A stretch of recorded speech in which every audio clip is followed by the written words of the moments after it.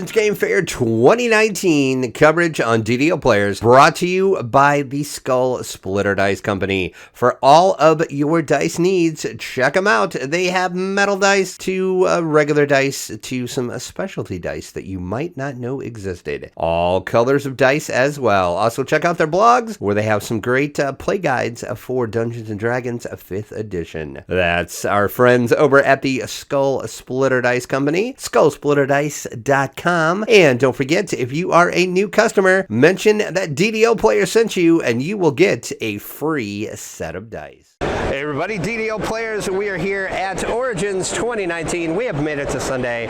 We are in the Japanime Games booth. I am here with Eric. How are you doing, sir? I'm great, thanks.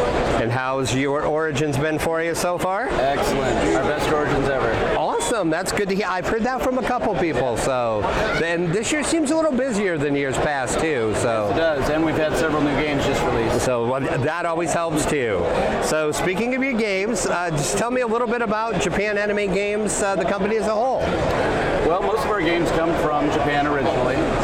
Some of them are done in-house, based off different IPs, but most of them are originally Japanese games. We've been around for 10 years now, and I personally go to Japan once a year to go promote our games. Oh, awesome. Talk to partners that are producing things.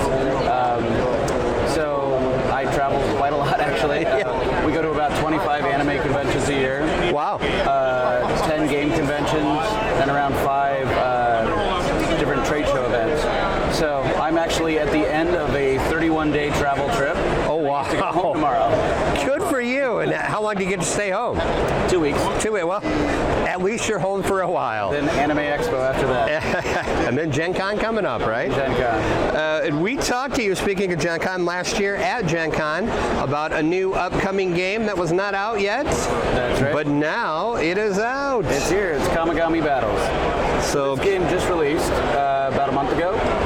And it is a re-release of an older game that we produced called Kanzume Goddess. But we have changed things up a bit and updated some of the art, some of the text, the rule book, and it's now in a box.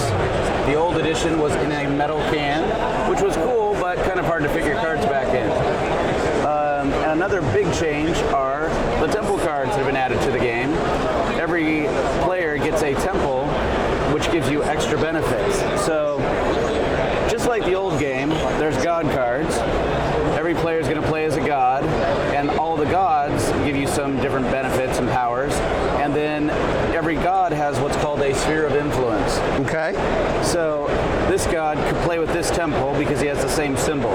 So a player could play with this god and this temple. You would put 15 energy on the god and 5 energy on the temple. Once the temple goes to 0 energy, if it does, it crumbles.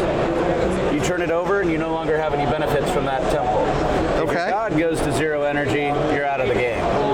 It plays 2 to 6 players, and so it can play like a multiplayer game of Magic where you're battling against every which direction. Right. And it is a deck builder like several of our games. All of the artists are from Japan, and in the game you are buying cards from this random common market here, adding them to your deck, and getting attack cards and all of that. There's the Netherworld, where cards go out of play, removed from the game. But then, for instance, if you're playing Hades, Hades can pull cards from the Netherworld back into your deck again.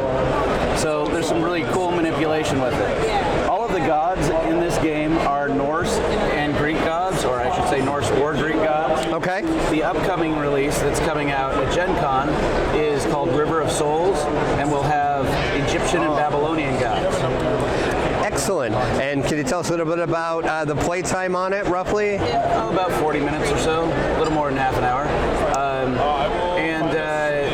We also have 4 other pantheons coming into the game. Well, yeah, I was going to ask you about that, actually. They're mini expansions in a smaller box. The first 2 sets are both standalones. And the mini expansions will feature Japanese gods, Chinese gods, Indian gods, and Celtic gods in each set.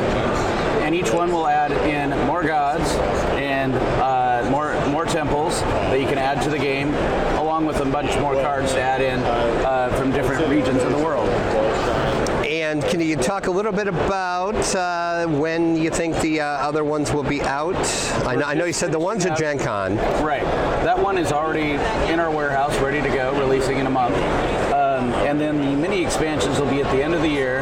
We're finishing up the art on one of them because we're producing all 4 sets at once to be able to send out to our Kickstarter backers.